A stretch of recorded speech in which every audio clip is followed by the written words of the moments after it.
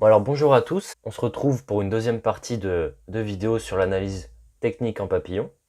Donc vous êtes sur la chaîne YC Training, une chaîne dédiée au sport en général, pas que la natation. Et je vous invite à vous abonner, à liker la vidéo, à commenter. Voilà, c'est dit dès le début, comme ça on peut attaquer. Donc, dans la vidéo précédente, j'ai présenté Julien, un nageur national, en comparaison avec Michael Phelps. Je lui ai trouvé quelques défauts techniques que j'ai analysés.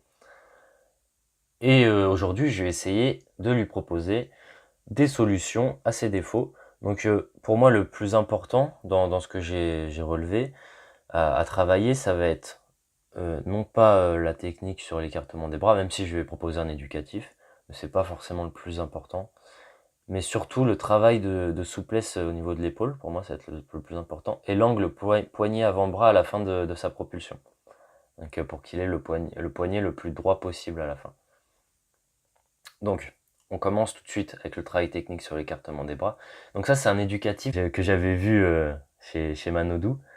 Florent Manodou, il s'était entraîné comme ça. J'ai vu, je crois que c'était quand il était passé à l'INSEP. J'ai vu une vidéo là-dessus. Il nageait comme ça. Au début, je m'étais demandé pourquoi il nageait comme ça.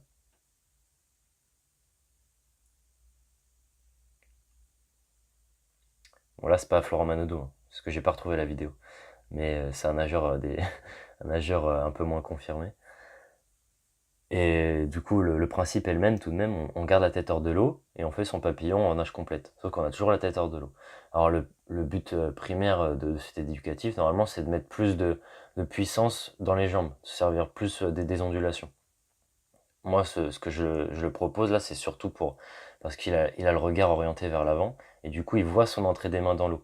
Et ça peut être utile pour le nageur, pour avoir un repère visuel et donc lui permettre d'entrer vraiment les mains largeur d'épaule et non pas trop vers l'intérieur. Parce que des fois, quand ça fait des années qu'on s'entraîne, on n'a plus trop les sensations et on fait tout ça un peu par automatisme. Du coup là, le truc sympa, ça va être il va avoir un repère visuel et je pense que ce petit éducatif, il peut le, il peut le varier. Par exemple, sur 100 mètres, il fait 25 comme ça, avec l'éducatif tête hors de l'eau et 25 nage complète. Pourquoi pas? Enfin, c'est une idée comme une autre. Ensuite, le travail sur la souplesse d'épaule. Donc, travail sur l'angle de flexion de l'épaule. Donc, on commence par des automassages, des adducteurs de l'épaule. Donc, tous les adducteurs, ça va être triceps chef long. On va avoir aussi le grand dorsal, très important, c'est les deux plus importants, on va dire, à masser. On a aussi le grand pectoral devant. Voilà, les trois plus grands. Après, tout le dos, voilà quoi. Faut essayer de le masser avec soit avec un rouleau, soit avec une balle contre un mur. On l'écrase contre un mur. Ça, vraiment, avant d'attaquer sur des étirements, c'est important, je trouve. Pour déjà enlever tous les nœuds. Et aussi, ça se permet d'échauffer, préparer le muscle un petit peu à l'effort. Ensuite, on va avoir les étirements de l'épaule. Donc, ici, on a un élastique, on le tient. Vous voyez, on met la main dans la boucle, on le tient pas fermement en fait. On le tient presque pas, il est tenu par la boucle. Donc ici, on se penche en avant, on va tirer le grand dorsal et on fait une petite rotation vers l'extérieur pour permettre d'étirer davantage le grand dorsal, triceps, chef-long, etc. Ici, grand pectoral. Donc, vous voyez, je fais des petites rotations. En fait, l'élastique, il sert aussi à décoapter l'épaule. Ça, c'est sympa.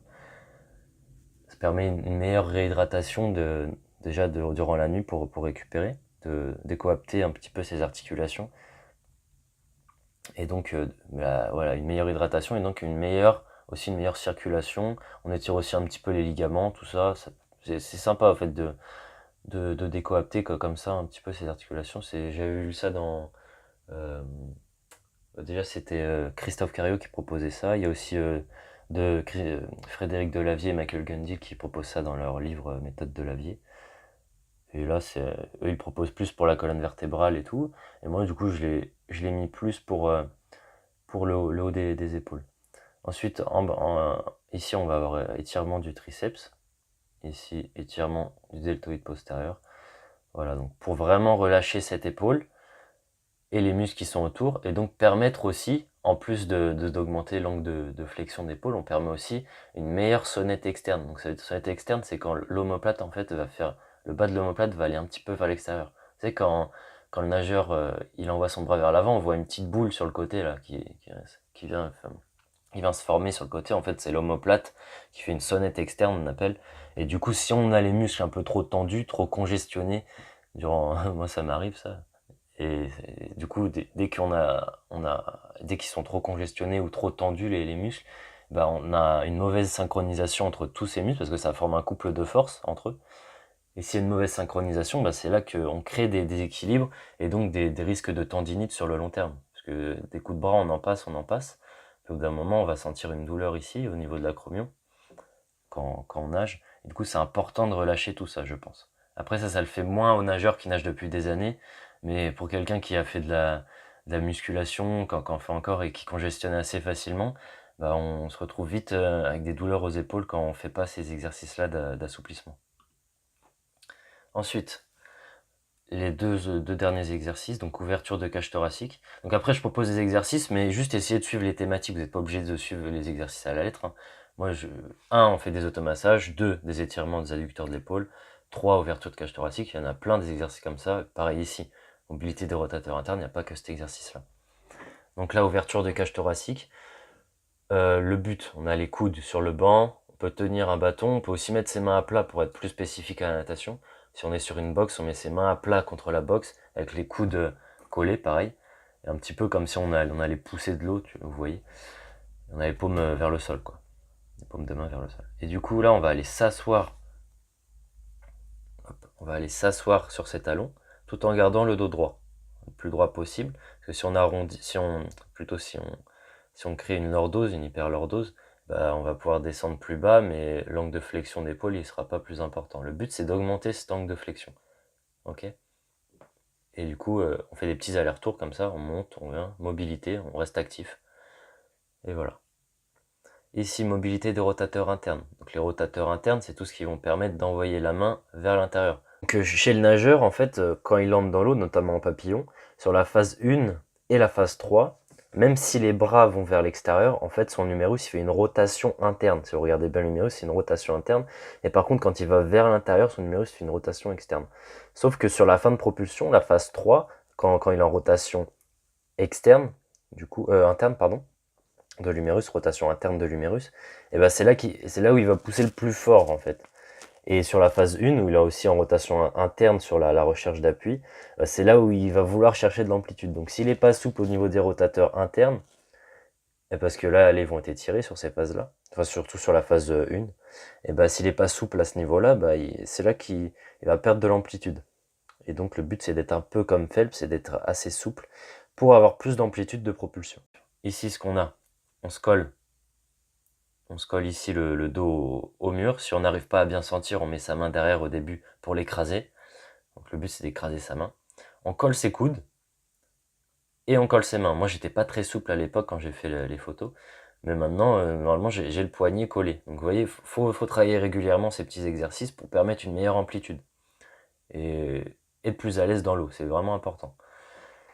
Vous faites ça, vous partez ici. En gros, c'est comme un développé militaire. Il s'appelle le wall slide, si vous voulez le nom d'exercice. C'est le vrai nom d'exercice en anglais, c'est ça.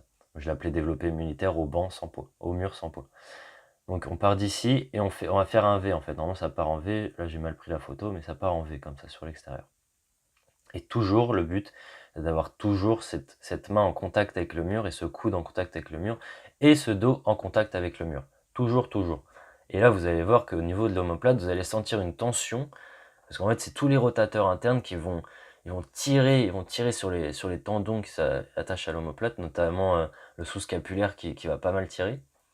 Et du coup, le but, bah, voilà, c'est de relâcher tout ça un petit peu sur le moyen et long terme.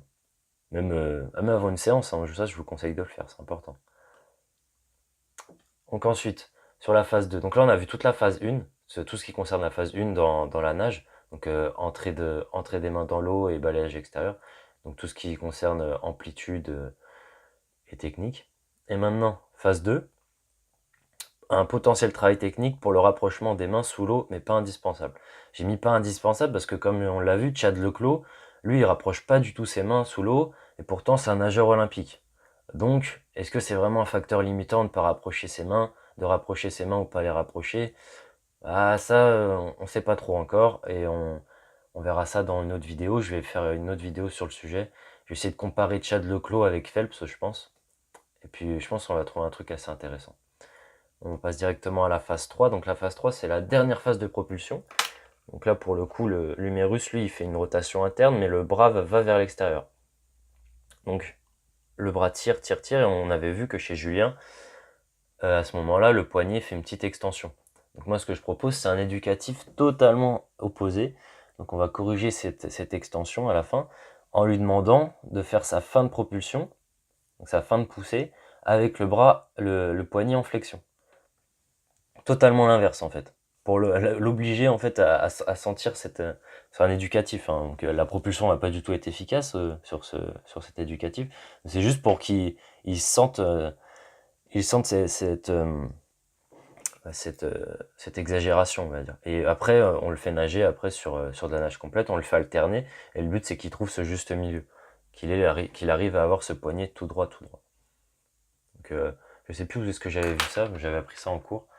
Comme quoi, faire exagérer totalement l'opposé du défaut de l'athlète, ça permettait de faire en sorte qu'il comprenne un petit peu ce qu'il fallait faire.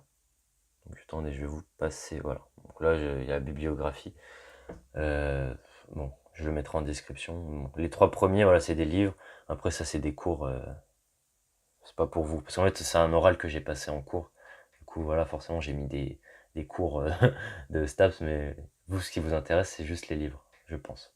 Si la vidéo vous a plu, je vous invite à vous abonner, vous partagez, et puis en commentaire, vous me dites si vous avez appris des choses, si vous avez des thèmes aussi, si vous voulez que je fasse des vidéos sur certains thèmes, vous me dites. Là, la prochaine, je pense que je vais essayer de faire une vidéo sur du coup ce rapprochement des mains sous le ventre en papillon, pour voir si c'est efficace ou pas.